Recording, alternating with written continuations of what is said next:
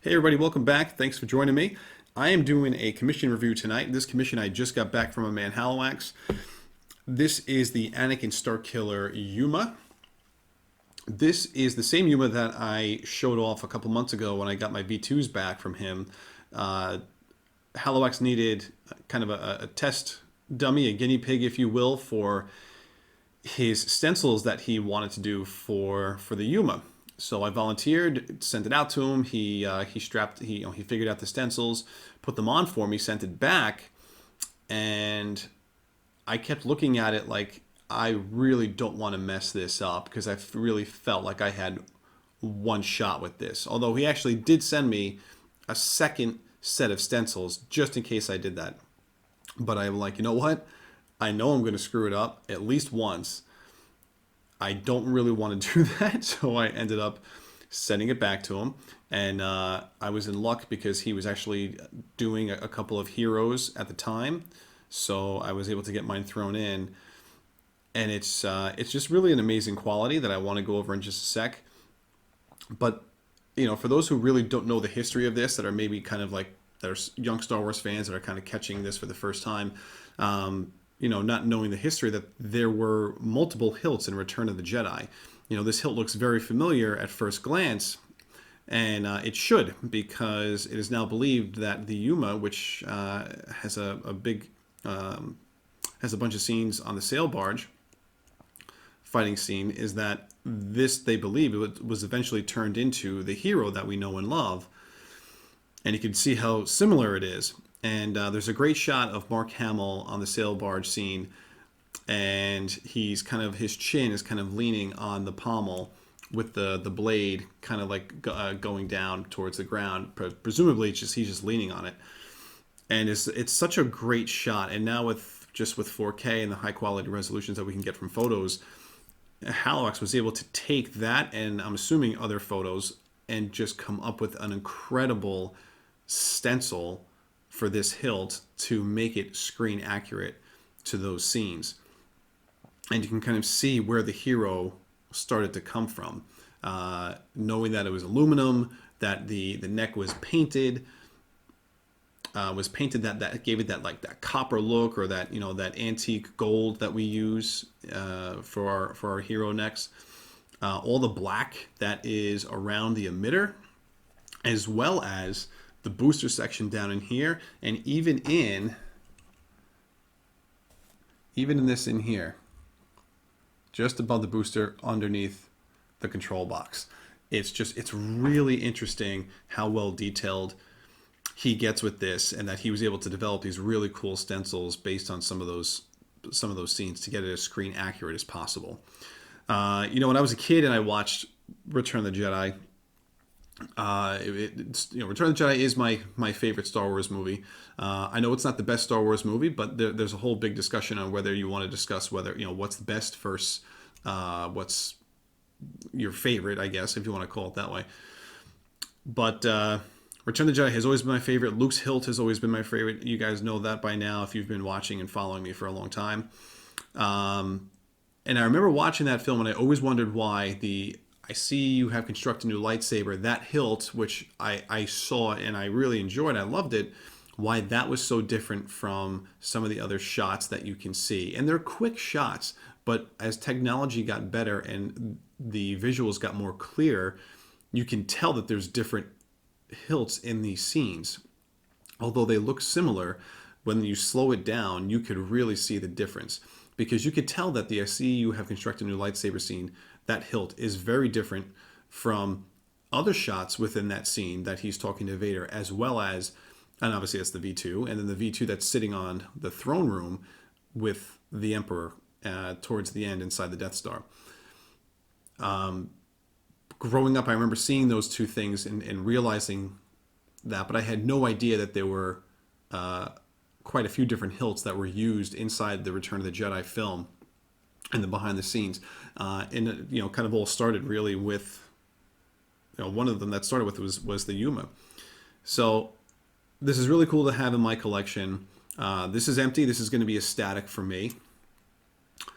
Starkiller did a fantastic job creating these, and when he sent out these kits, sent out multiple control boxes so that you can either make the hero or make the Yuma. So I'm kind of just going to go over that real fast. I just want to really show this off here. So this is what Dan does to the emitter cap, right? Now this is just such a cool detail on the neck, like that huge chunk of gold that's missing. Okay, we see that bare aluminum neck. And then look at this. Here's behind. Here's all that gold. Okay. And you can see it goes all the way underneath. How black all this is in here.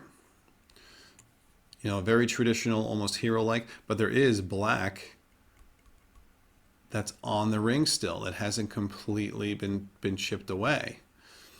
Okay, and then we get to this very interesting control box. I'm going to try to not get the shine on there. But one thing that Halliwax does go over is that there is almost like a residue, whether it be glue or something else that's on here that Halliwax does do. And it's actually really cool. Some of it's on like the screws a little bit that kind of hold the box down. But just really interesting how that kind of played in. And then, like I said before, all the little spots that are here over on the booster.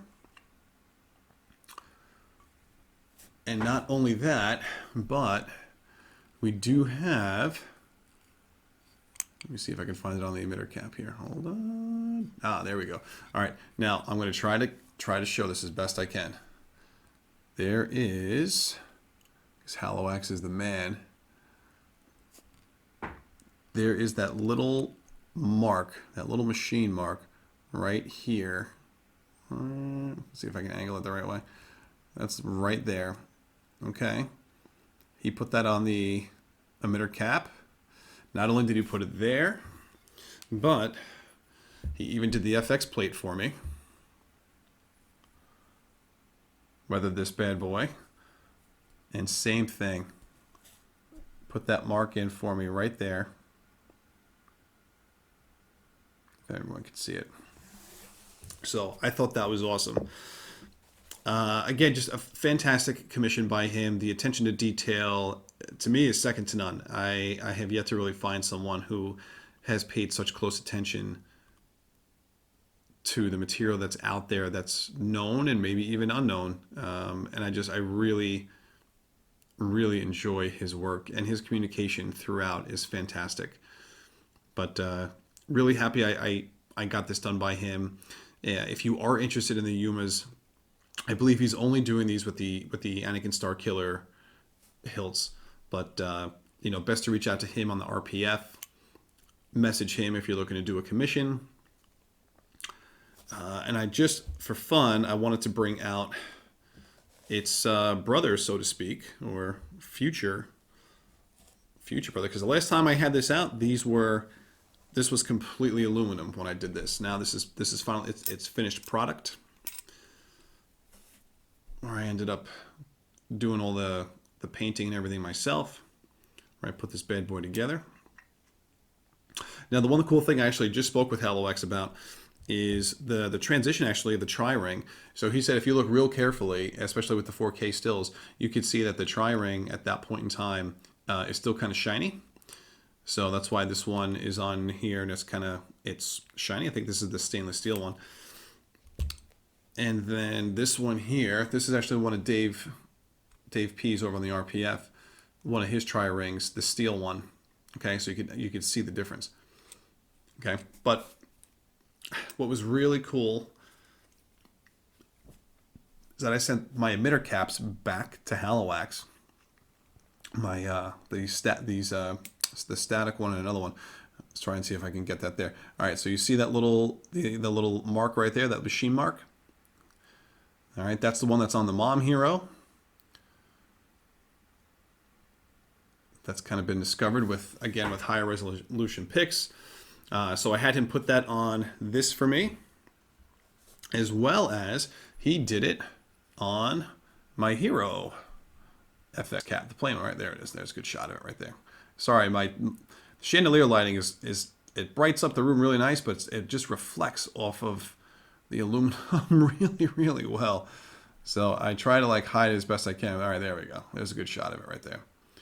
Okay. So I thought that was really cool. And I actually sent him the mom hero plates. There's a 1 inch and a 7/8 inch emitter cap that looks just like this. And I asked him if he wouldn't mind doing a little milling mark on it, and he did that for those too, because only the static cap came with that mark on the mom hero. The other ones didn't. So I had him notch those for me as well. So now all of my heroes have this mark on it. It's just really cool. Just adds that little bit of extra detail. But these things are they're so amazing. I love the fact of knowing the story of how it transitioned from the Yuma to the I see you have constructed a new lightsaber hilt to finally the cave scene hero that we get, and the one that's really been on display on the mom hero traditionally ever since then. So these are awesome. I just wanted to give a nice shout out to Halliwax. I believe he is taking commissions. So if you want to message him on the RPF, go right ahead. Again, if you guys are interested in the Yuma, and I never really knew how popular or how much people really do love the Yuma till I got into the saber community. But apparently this is a very sought after hilt, and there's not a lot of people that make them, or at least for a while there wasn't until very recently. I know Starkiller has this one. I think I'm pretty sure Dave P on the RPF also just recently, he came out with a hero, and then I think he put out different boxes, control boxes, one of them being the Yuma box. So this is another way to get that as well. But as far as I know, I believe Halliwax is only doing commissions on the Starkiller hero Yuma hilt. So just keep that in mind. With that, guys, I'm just going to sign off. If you have any questions, please feel free to leave them below. Hope everyone is well and doing safe, and I look forward to doing the next video. All right, thanks so much for joining me, everybody. Take care.